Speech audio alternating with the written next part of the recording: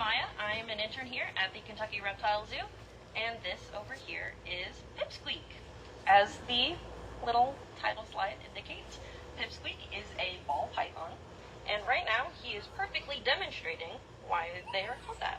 So I'll take a little walk around as well as show the camera so they can see Pipsqueak. Goodness. So they can show Pipsqueak. They are called ball pythons because they ball up whenever they are feeling defensive. So instead of having like an elaborate display where they will like try to make themselves bigger, or where they like hiss, or if they, for example, like a spitting cobra, spit venom, or just do any of those things to make themselves look more intimidating. Rattlesnakes rattle their tails. Ball pythons will ball up into a little ball. So he's just nice and cozy, and like I said, it is a defensive posture, so whenever they're scared, they'll just ball up and they'll kind of get cozy to try and protect themselves. Another name for ball pythons is also called the royal python, and that came about from Egypt whenever, as a lot of you know, Cleopatra was known to wear ball pythons as jewelry, particularly around the wrist or sometimes around the waist. So they got the name royal python as well. Now, Pipsqueak here is a full adult. They will live anywhere from 20 to 30 years in captivity, usually only about 10 years in the wild. Males in particular, like Pipsqueak here, will only get around 2 to 3 feet long.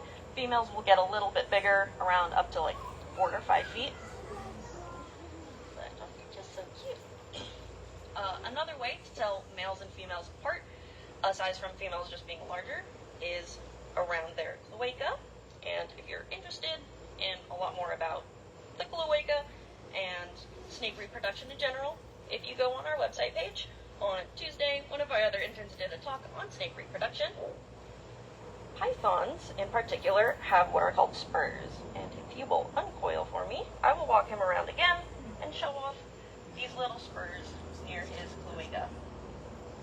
They are vestigial structures of what used to be their legs, because the ancestral trait from reptiles is that they were four-legged animals, and then over time, when they developed to be lipless, they lost those legs, and this is what kind of remains of them. They use them for reproduction, and that they will help grasp onto the female, as well as kind of help stimulate her to get her ready for reproduction. But other than that, they don't have a whole lot of mobility, so they don't have a whole lot of use. But both male and female ball pythons, here are his little spurs. Both male and female ball pythons have these spurs. Males will just have them a lot larger and a lot more prominent, while females will have a lot smaller ones. Where's your head? They are native to West and Central Africa. And I will flip a little slide so you guys can kind of see their native range. And there, they will eat a lot of different types of prey, but particularly in the wild, females tend to be a lot more terrestrial, which means they'll stay on the ground most of the time, and typically they'll eat a lot of small mammals, particularly rodents, while males tend to be a bit more arboreal, which means they'll be a little bit higher up, more in the trees, and so they will also eat small mammals and rodents, but they'll also have more of like birds and bird eggs and that sort of thing. Yeah. And ball pythons are, like I mentioned in the name, are a python species, which are, they have a very primitive body type, which really means that they have this big chunky body instead of a long, thin, streamlined one like a lot of other snakes. Pythons and boas both have this really chunky bill, as well as having both of their lungs. They will typically have a larger right lung, which is their primary lung, and a smaller left lung, because all of their organs are just long tubes in order to fit in their body, which is also just a big long tube. But most other species, other than just boas and pythons, will typically only have that one lung, just because their body doesn't really need it in order to save room for their other organs. Oh, you're so squirmy. Okay. Similarly to pythons and boas, one way to tell them apart is that pythons lay eggs. that is called oviparous, which also, again, we did a talk on that you can learn a little bit more. But that means they will lay eggs. So they'll lay clutches of around 3 to 11 eggs per clutch once they reach adulthood. And pythons in particular will incubate those eggs, so they will actually sit on them and keep them warm by going out into the sunlight, warming up their body, and then bringing that warmth back to their eggs, because reptiles are something called ectothermic, which means they do not produce their own body heat. So Pipsqueak here is pretty cold, so he's kind of curling up on himself as well as against me, because I'm very warm and I'm sweating a lot right now. And so humans that produce their own heat sweat a lot when they're hot in order to cool their body down, and we shiver whenever we're cold. Snakes and other reptiles don't do that.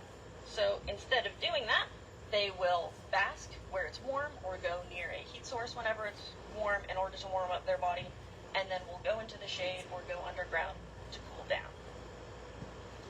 Now, something about Pipsqueak is that he's very pretty. In particular, this pattern is referred to as a morph. So a morph is what you would refer to as a pattern on snakes. Ball pythons in particular, here's a picture of tons of different ones. There are over 7,500 different recognized morphs in ball pythons. Pipsqueak here is just referred to as a wild type or a normal or a common, because this is what they look like when they're out in the wild. This is just their standard kind of camouflage, so they'll blend into their surroundings. But over time, because they are a very popular pet, they have been bred to have a lot of different patterns, a lot of different colors, and that sort of thing. Oh, you're unwinding. Look how pretty he is. So here's a better view of his really pretty pattern. Here he is. And ball pythons in particular have so many morphs because they are the second most popular pet reptile, right behind bearded dragons, and the most popular snake. Now, unfortunately, being popular does come with its downsides. That means that a lot of people will just see a ball python and think, oh, they're cute, they're easy, they curl up into a little ball, so they're super easy to handle. I'm just going to get a ball python. And that means that they don't really do a whole lot of research whenever they're looking to get a new snake friend. And because of that, there are a lot of issues.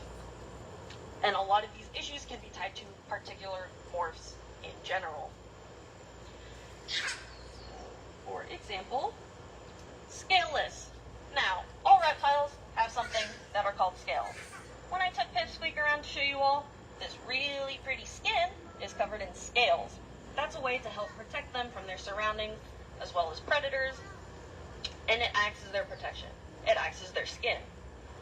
Some people have bred a morph called scaleless, which there is a full body scaleless as well as just a head scaleless, which means that the snake doesn't have any scales, which can actually be a lot harder for the snake to take care of itself because their skin is a lot more brittle. They'll have a lot more issues with shedding, and in general, if you own a scaleless as a snake, they need a lot more care because they can get sick easier, they can get damaged, they can get stressed a lot easier because they already need an outside source to thermoregulate, and then so to have that barrier of protection gone, it's more dangerous for them to be in certain extreme temperatures. Another common issue with certain morphs, which is not tied to any particular morph, are different types of eye defects. So, some snakes, as you can see here, will have, or ball pythons, will have bug eyes, which means that they have these really big, almost bulging eyes, which it might look kind of cute at first, but it can have some sight problems for the snake because they rely on their sight. And so to have these bug eyes, it also has it protruding from their head, so it can have a lot of issues with, like, if they're bumping into things, since they are more exposed, they might get damaged more, as well as the opposite problem being really small eyes. So they'll have a harder time seeing as they're moving around, and they might have a harder time finding their food and striking at it because they just can't see as well. And because people think these are cute, they'll breed for them more, And so instead of being a particular morph, these will be more tied to certain morphs in general. So bug eyes, as I've listed here, particularly super lesser is an issue in which you will breed two morphs that are both called lesser. So if you have a lesser morph of a ball python and a lesser morph, breeding them together can cause a super lesser, and they have a lot of those problems as well as super black pastel, cinnamon, 8-ball, and then for smaller eyes, it's a butter piebald super lesser and a butter lesser, and other kinds of things like that. Although eye defects can also just be caused from improper incubation, it's not always just tied to morphs. So it's important that for people that are raising these snakes from eggs to make sure that they are incubated properly. That's from a previous talk that we had yesterday. Another issue is kinking. So on our table, if you've been over there, we have an example of a garter snake spine, as well as we all have our own spines, so you can get a general idea of that. You want it nice and straight. And if he will let me demonstrate, despite like the normal amount of bending and twisting, you can see that Pipsqueak here has a nice, smooth spine down his back. An issue is that some of these snakes, just because of their genetics, will be born with what's called a kink in their spine. That is a spinal deformity, and so it'll cause it to be bent. Sometimes it can be as small as like a minor bend in the tail. Sometimes it can be along the body of the snake. Sometimes it can be so bad to the point where the snake's neck is bent, and they will be unable to properly catch food, swallow food, and other things like that. And so here's an example of an 8-ball morph of a ball python, in which you can see up here very close to its neck, it has this really big bend in it, which makes it hard to swallow food. This is a really good example of why, although you can't always, whenever you are looking to purchase a reptile, especially a ball python in this case, being able to examine it in person so you can see if there are any defects or deformities, as well as because some of these are genetic problems, like for example this is an 8-ball, it's also connected to super cinnamon, super black pastel, and caramel albino, so that if you are looking to get a ball python, is knowing about these different morphs and knowing that some of them have these issues, that if you choose to go out of your way in order to get them, you should know that they genetically will be more likely to have these problems. And the most well-known issue with ball python morphs is the wobble, also known as the spider wobble.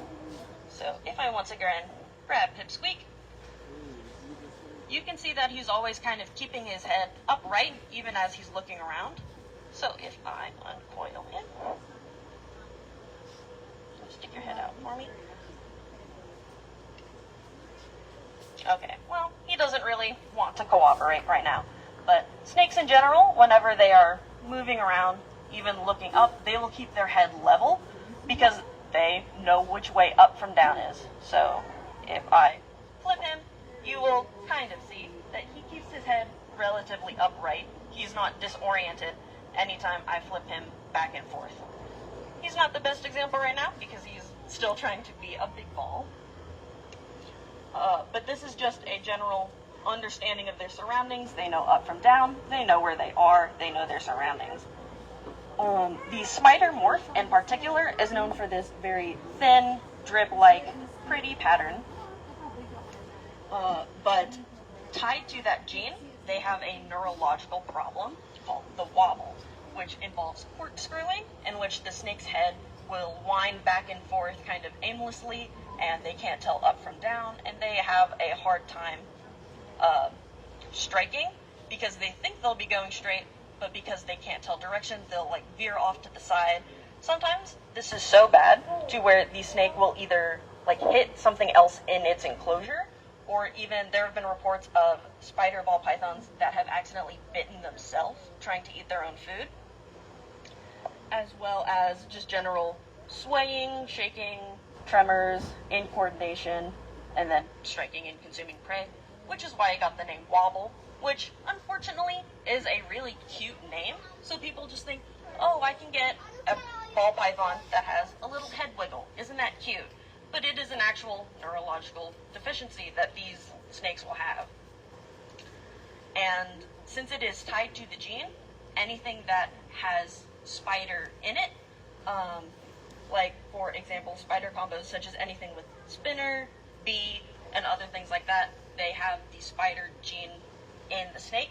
They will also have these traits, and they are not something that can be separated from the pattern. So if you have a spider ball python, no matter what you breed it with, even if, as long as it has that gene in it, it'll have those neurological problems. Even if you have two spider ball pythons that don't have a necessarily big wobble and it doesn't really affect their life, there is no guarantee that their children will not have that. So even two very low amounts of spider wobble can create a snake with a life detrimental wobble. But it's also tied to other morphs such as champagne, hidden gene woma, super sable, and then powerball, also known as the super spot nose.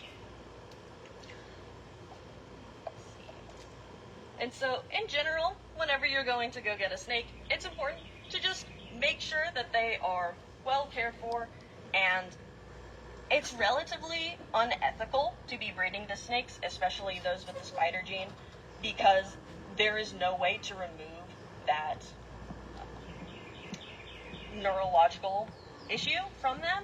And just because we want to say, oh, we have a really cute snake with a really cute pattern, it doesn't mean that we should be breeding something that will have a harder time in life just because we think they're cute and we want them as a pet. And I think Pipsqueak here is certainly very pretty, very good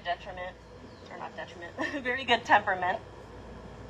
And so it's just important that whenever you are looking to get a pet, especially another reptile or a spider ball python, to just make sure that you're doing your research and making sure that they will be able to have a nice, long, and healthy life. Does anyone in particular have any questions?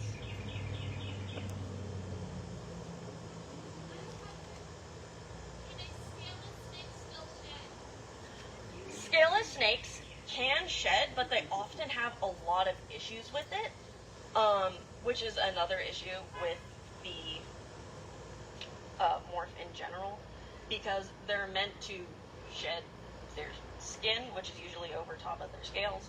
And so when they don't have that, it usually comes off really bunchy, or it'll like stick to them, and it just makes it really hard for the snake to grow in the way it should. And so they'll oftentimes have like a lot of skin issues. Where are you going? He's trying to ball up around my hand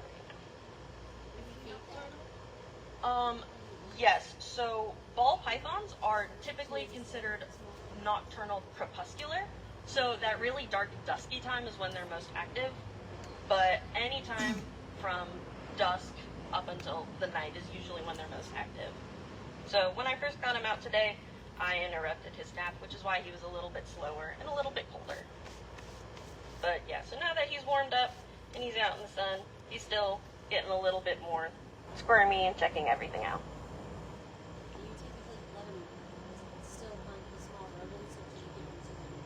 So we feed our snakes, unless we absolutely have to, we give them frozen and thawed food because it's more humane for both the rodent, so they're not under stress, as well as if it's a larger prey item, like a very large rat, it could potentially harm the snake. So we usually give them frozen and thawed rodents. And that thing weighs what? They'll weigh anywhere from 2 to 5 pounds. So he's probably about 3 or 4 pounds. He's not a super big boy. But yeah, I can just kind of gently balance him with one hand. No. So reptiles, because they don't have such a high metabolism like humans do, they don't have to produce their own body heat. They eat a lot less frequently. So Pipsqueak here eats every 3 weeks because he's just not burning off all that energy in order to thermoregulate himself. Are there any other questions? As far as snakes go, do they make really good pets? Yes, so there is a reason that ball pythons are considered the best snake or the most popular snake. Second behind bearded dragons in overall reptiles, but they are the top snake species because they just coil up into a ball and they're very common, very friendly. The most reoccurring issue with them is that ball pythons are known to just randomly stop eating sometimes for no particular reason. They can be particularly healthy, and as long as they're not losing that weight, they typically won't have any problems. They'll just choose to stop eating for a while, and then most of them will start again. But for reptiles, they're usually considered beginner intermediate, but because they're not super large, they're pretty easy to take care of in terms of snake husbandry, and they're just these cute little guys. They're very docile, very friendly. We've never had an issue with them, aside from Pipsqueak accidentally biting someone whenever we went to feed him, because the tongs we were using were too short, and he missed. But that's more on our end. We're not feeding him properly, as well as Pipsqueak just not in general being the smartest snake around. But yeah, they're known to be pretty good cuddly pets.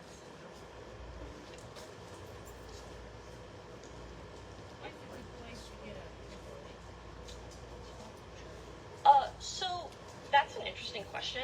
It depends on who you ask.